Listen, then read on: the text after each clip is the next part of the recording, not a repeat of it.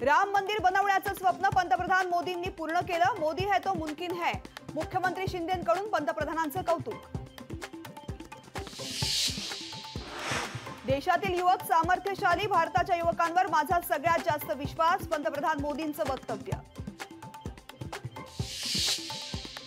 नाशिकमध्ये पंतप्रधान मोदींचा रोड शो। पंतप्रधान मोदींच्या रोड शो साठी नागरिकांनी केली होती गर्दी। काळाराम मंदिरामध्ये जाऊन पंतप्रधान मोदींनी घेतलं श्रीरामाचं दर्शन। देशातील सर्वात लांब सागरी अटल सेतूचं आणि दिघा रेल्वे स्टेशनचं आज उद्घाटन। पंतप्रधान मोदींच्या हस्ते होणार लोकार्पण। पंतप्रधान मोदींना वेळ मिळाल्यावर निवडणुका जाहीर होतील, तर रामाच्या नावाने किती काळ राजकारण करणार, संजय राऊतांचा हल्लाबोल।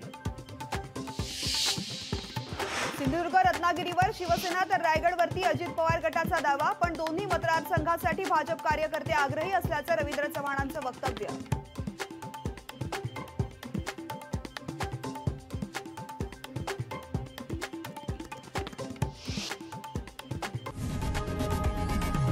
लोकशाही मराठी ऐका, पहा, जागरूक रहा।